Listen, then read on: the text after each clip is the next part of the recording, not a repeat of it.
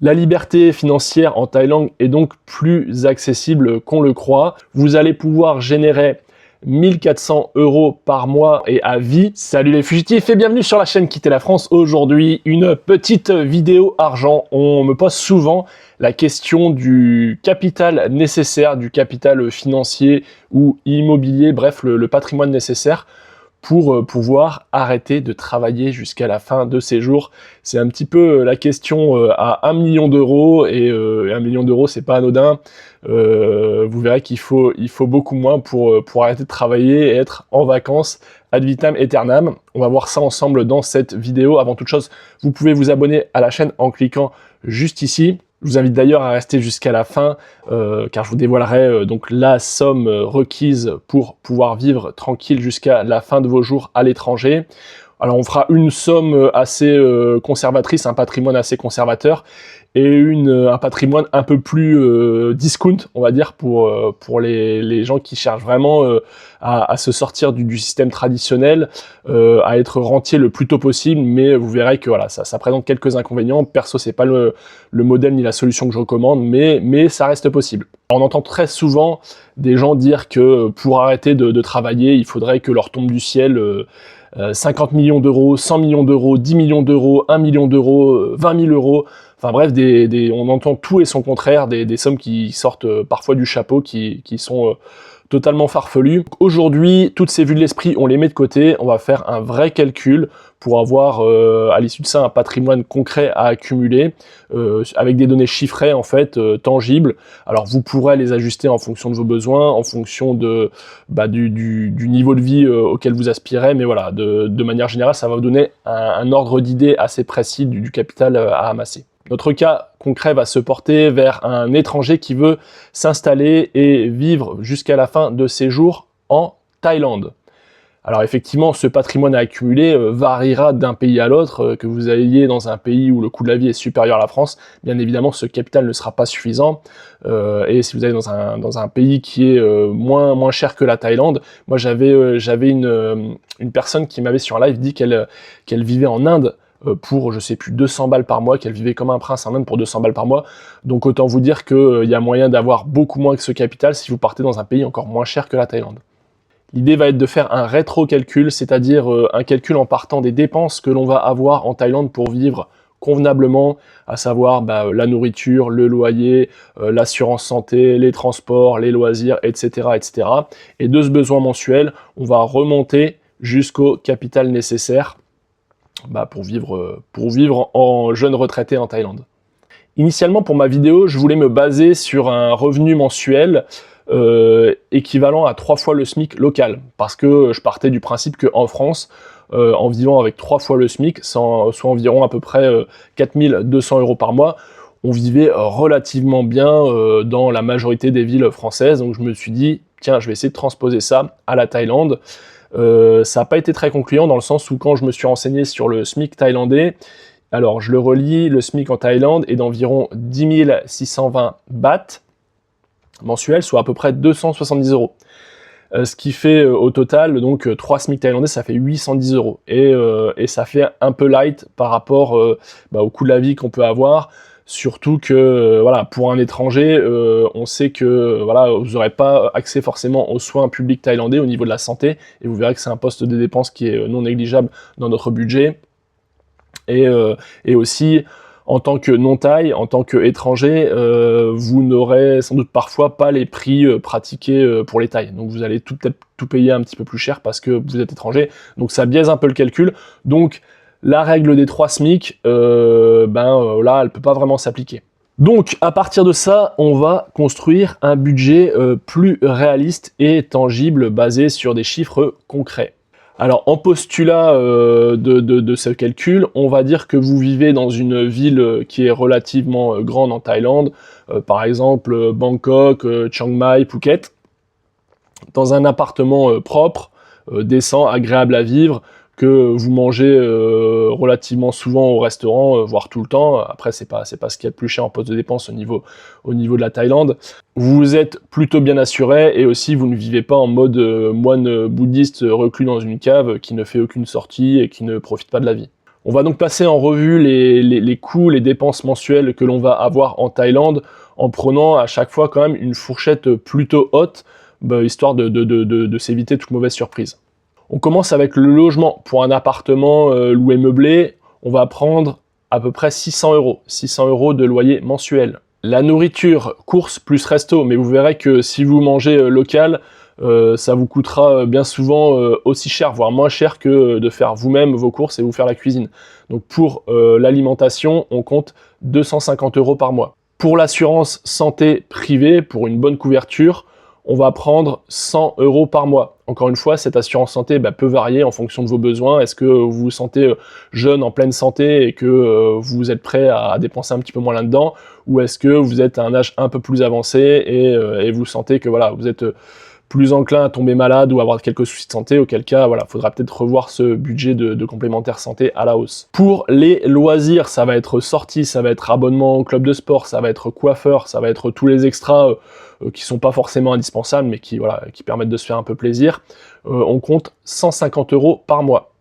Et on va laisser un poste, on va dire, imprévu, pour les imprévus de la vie, pour éventuellement des billets d'avion pour retourner en France voir votre famille. Enfin ça c'est un peu une catégorie fourre-tout, mais on va se mettre quand même un budget imprévu de 250 €. Tout mis bout à bout, alors dites-moi en commentaire si j'ai oublié des choses, mais a priori je ne pense pas. Tout mis bout à bout, ça nous donne un budget mensuel pour vivre en Thaïlande de 1400 € par mois. Alors, on en vient donc à la question, comment générer 1400 € par mois sans rien foutre, pour parler simplement, mais surtout sans toucher à votre capital. Et pour cet exemple, je vais prendre quelque chose d'assez simple et quelque chose que je fais moi-même personnellement depuis maintenant 5 ans, c'est l'investissement dans des ETF. Pour ceux qui ne savent pas ce qu'est un ETF, j'avais fait une vidéo là-dessus, je remettrai le lien juste ici. Donc on va acheter des paniers d'actions et notamment là en l'occurrence un ETF Monde Amundi qui existe depuis plusieurs dizaines d'années. Donc en fait en achetant cet ETF là vous allez acheter en un seul achat plusieurs actions de différents secteurs géographiques, de différents secteurs d'activité, ce qui va vous permettre de diluer grandement votre risque. Dans mon calcul, je prends l'exemple de revenus passifs issus de la bourse et plus précisément des ETF, mais il est bien évident que vous allez pouvoir faire ce même calcul en prenant d'autres classes d'actifs. Vous allez pouvoir, par exemple, prendre une partie de revenus qui viennent de la bourse, une partie qui viennent de l'immobilier, c'est d'ailleurs mon cas.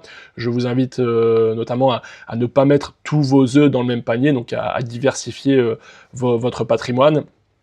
Et donc, par un calcul assez simple, ces 1400 €, vous allez pouvoir les obtenir de différentes sources de revenus différentes. Là, j'ai vraiment pris les ETF parce que ce qu'il y avait pour moi de plus passif et de plus simple pour l'exemple, mais libre à vous ensuite de composer un peu en fonction du patrimoine que vous disposez actuellement ou de celui que vous souhaitez composer à l'avenir. Alors, pourquoi cet ETF Amundi Monde? Pas parce qu'il a un historique de plusieurs dizaines d'années, il a un bon rendement annuel, et il a une grosse capitalisation, ce qui le rend relativement sûr.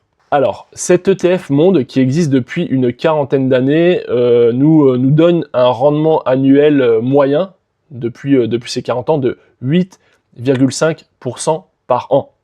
Alors attention, il y a des années vous allez faire plus, des années vous allez faire moins, il va y avoir des événements imprévus, type Covid, etc. Le tout, c'est de voir sur le long terme. Le but, c'est pas de dire j'achète de l'ETF, je le revends dans 6 mois pour faire une plus-value, c'est pas ça le délire. Le but, c'est d'investir là-dedans et de savoir que au fil des années, sur une longue période, on aura 8,5% de rentabilité annuelle. Alors à ça, qu'est-ce qu'on va enlever? On va prendre une inflation de 2% par an. Donc en fait, sur ces 8,5%, si vous voulez conserver le même pouvoir d'achat, il y a déjà 2% qui vont partir dans l'inflation. Donc on arrive à 6,5% annuel. Ensuite, on va enlever à ça l'imposition sur les dividendes à hauteur de 10% en Thaïlande. Donc on enlève encore 10%. Ce qui vous fait un rendement net final de 5,85% par an. Donc après, vous me voyez venir, le calcul il est relativement simple. Alors pour ceux qui n'aiment pas trop les maths, en gros on va partir du besoin final mensuel et on va le diviser par le rendement de 5,85%, ce qui va nous donner le patrimoine financier à accumuler en ETF Monde pour avoir cette rente à vie. Donc roulement de tambour, pour 287 000 € investis sur cet ETF, vous allez pouvoir générer 1400 € par mois et à vie, sans toucher à votre capital, sans rien faire. Sans rien faire parce que c'est du revenu complètement passif. C'est pas comme l'immobilier où on dit que c'est du revenu passif, mais pas réellement parce qu'il y aura de la gestion, etc. Alors vous pouvez mettre tout en gestion locative, mais bon, il y aura quand même toujours des interactions à avoir, des changements de locataires, des validations à donner à votre conciergerie ou à votre agence qui gère vos biens. Enfin, c'est pas totalement passif. Là, voilà, l'ETF...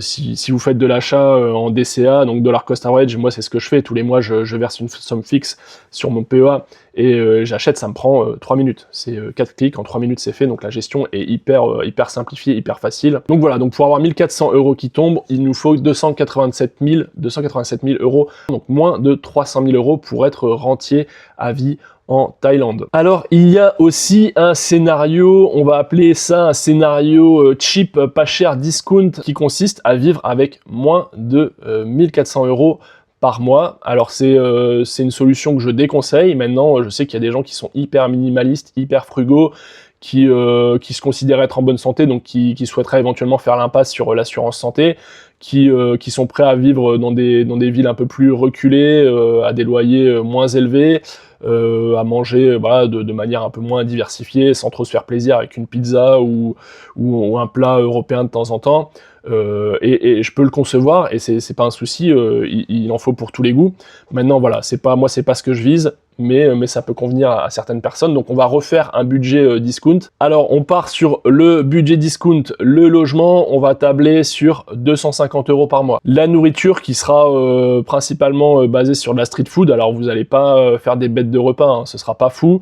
On prend 150 € par mois de budget nourriture. Le transport, 20 €, donc voilà, relativement limité. Vous allez faire beaucoup de choses à pied ou à vélo, vous paierez peut-être un Grab de temps en temps, peut-être que vous allez trouver en location un scooter un peu tout pourri, mais bon, ça pourra peut-être le faire, mais bon, voilà, on se limite à 20 € sur le budget déplacement. Les loisirs, pareil, on va tailler dans le gras, hein. Les loisirs, on va baisser le budget à 80 €, alors vous allez pouvoir faire 2-3 trucs, mais bon, vous n'aurez pas une vie de folie. Mais voilà, on s'alloue quand même un petit budget pour le loisir. Au total, on arrive à un budget de 700 €. 700 €, donc qui est la moitié du budget précédent. Mais là, voilà, vous êtes vraiment ric-rac, il n'y a pas de couverture santé. Enfin, c'est un peu chaud, c'est faisable, hein. Il y en a qui le font. Alors, il y a beaucoup de gens qui suivent la chaîne, qui sont déjà en Thaïlande, qui vont me dire « Mais non, c'est impossible de vivre avec 700 €. Voilà, il y en a qui le font, qui sont le contre-exemple. Alors c'est pas une vie de luxe effectivement, mais ça peut se faire, ça peut se faire. Donc à nouveau le rétro-calcul avec 700 € par mois sur 12 mois, il nous faut 8400 € par an. Et donc de la même manière, 8400 € par an divisé par 0,0585, ça nous fait un capital amassé de 143 589 €, donc moins de 150 000 €. Donc c'est réalisable, c'est des sommes qui sont pas folles finalement, parce que même pour le budget initial, là, 300 000 €, c'est le prix d'une résidence principale aujourd'hui, d'une maison en province, voilà, on est très vite 300 000 €. Donc comment atteindre ça ? Ça peut être par exemple de faire de l'investissement immobilier, et puis d'acheter ce bien-là, de le faire payer par des locataires, et au bout de 20 ans, on le revend, on se récupère un billet de 300 000 €, et puis voilà, vous l'avez, votre ticket pour la retraite en Thaïlande. Enfin, c'est pas des sommes comme on pourrait croire de aller à minimum 700, 800, 1 million d'euros. Moi, c'est ce que je pensais initialement. Franchement, en en tête, je me disais, il faut au moins 700, 800 000 €, et il m'a fallu un petit peu de réflexion, un petit peu de remarques et de commentaires assez justes de spectateurs de la chaîne me disant, mais non, mais attends, voilà, 700, 800 000, c'est pas que c'est beaucoup trop, c'est jamais trop, mais tu peux faire avec moins. Et effectivement, avec ce simple rétro-calcul-là, on voit que pour tirer 1400 €, il n'y a pas besoin de telle fortune et que c'est finalement relativement accessible. Ça peut paraître de grosses sommes comme ça, voilà, 150, 300 000 €, mais rapporté à des choses qu'on a l'habitude d'acheter en France, à savoir des biens immobiliers, c'est cette sorte d'idée-là, quoi. C'est pas du 1,5 million, 2 millions d'euros qui paraîtrait inaccessible pour la plupart d'entre vous. Ça reste des chiffres qui sont cohérents.